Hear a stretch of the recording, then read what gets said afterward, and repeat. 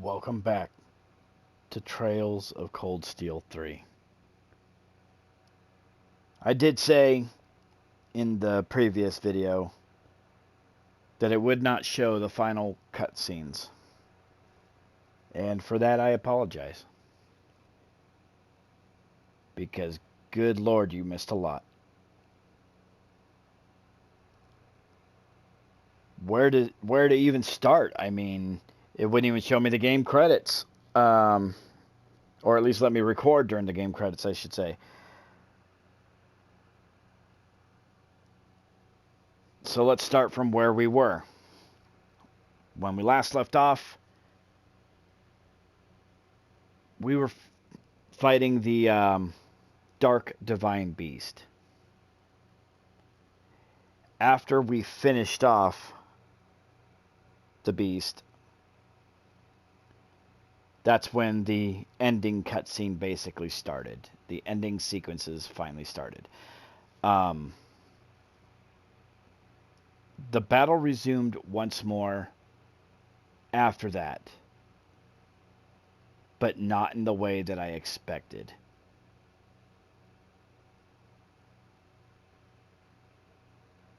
So first and foremost, we saw the destruction of the Courageous, the airship that we used in Trails of Cold Steel 2. It is now led to believe that Prince Olivert, Viscount Arcade, and Toval have all perished. Bombs were set by George, or Georg as they started calling him, Copper Georg, without the knowledge of Olivert and everybody else. Elisa's quote-unquote father, otherwise the leader of the gnomes, detonated those bombs, destroying the Courageous. That was part one. During this time, Reen is still fighting the Dark Divine Beast. And his sword gets stuck by the beast as it clenches onto it with its jaws and ends up snapping Reen's Zemurian Tachi that Valimar uses. Altina is about to be killed by Prince Cedric. Comes to her senses enough to call Kalame Soleus and stops the Dark Dragon from basically mauling Reen to death. But before she could fully protect him, the Dark Dragon was about to counterattack and kill Altina. In swoops Millium, knocking Altina away. Altina claims that it was her duty to die, to become a sword for Reen. And I'm not talking a metaphorical sword. I'm talking a literal sword. The attack that was intended for Altina hits Millium instead. And Millium died. Disappearing, she turned into a sword. The sword hovered in front of Reen, and he grabbed the sword. And completely lost his shit. Now, we've seen that happen to Reen more than a few times. He gets angry enough to the point where, his hair turns that ashen color. And he just goes berserk into this berserker rage. Only this time, most times when he did that, he is in semi-control of his powers. This time, however, he completely lost it.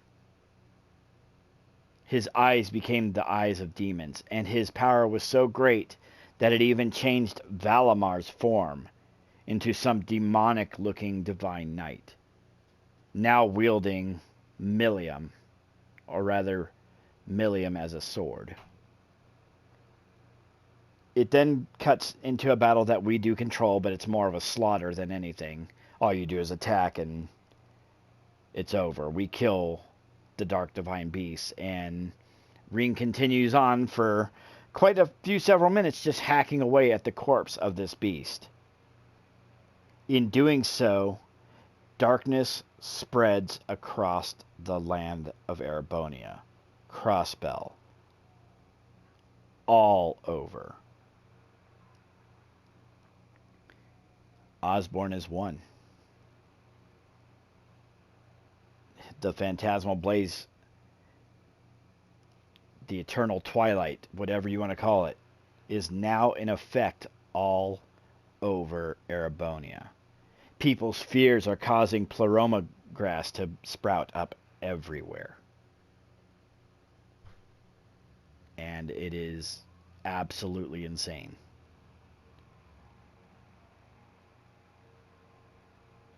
After the divine beast finally disappears, Reen menacingly starts stalking up to the altar where Osborne and the leader of the gnomes was, ready to put them to the sword. Crow regains his senses, remembers who he is. Him, Arianrhod, and the Jaeger King dive down to the bottom, each calling their divine knights. Cedric finally repairs and gains control of Testarossa, his knight.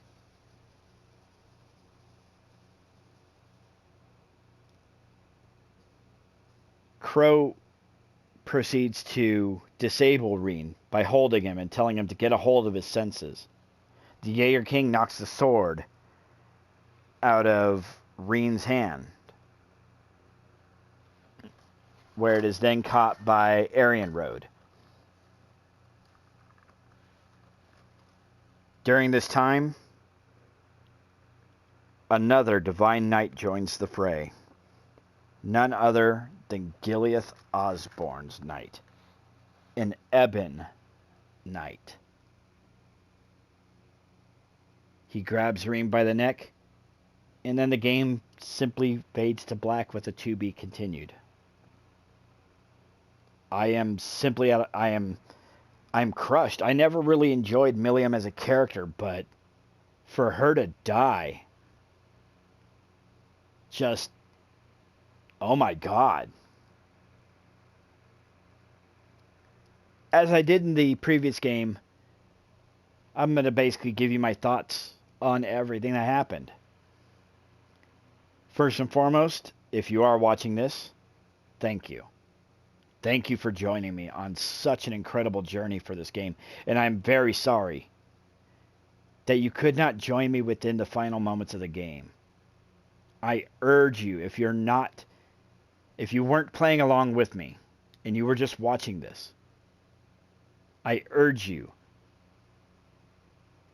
go on YouTube or whatever you like to watch these videos on and find those final cutscenes if you're able to, because it is such an impactful thing that goes down.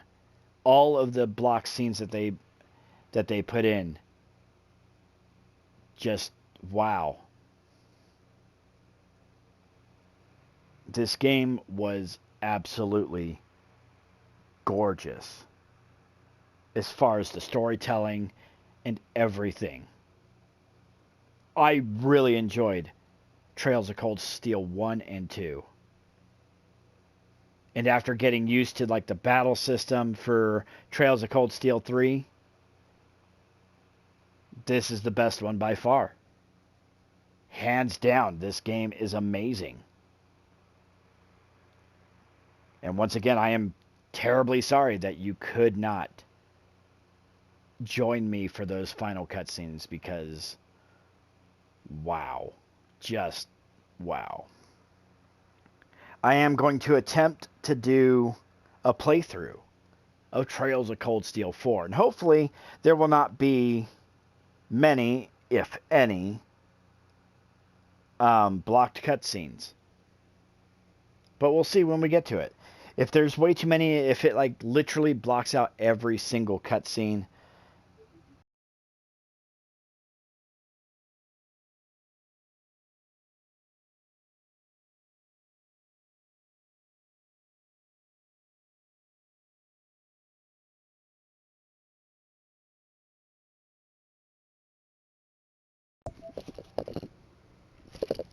sorry, my headset just died there for a second.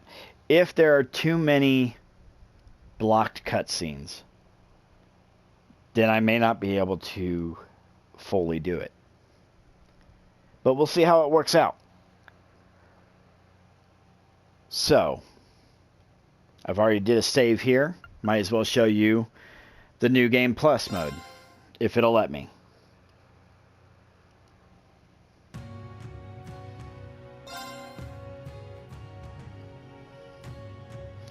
Load our cleared saved data.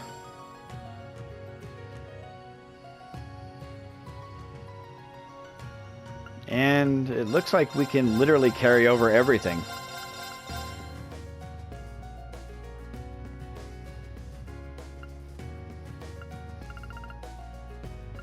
Which is definitely new, considering how in the first two games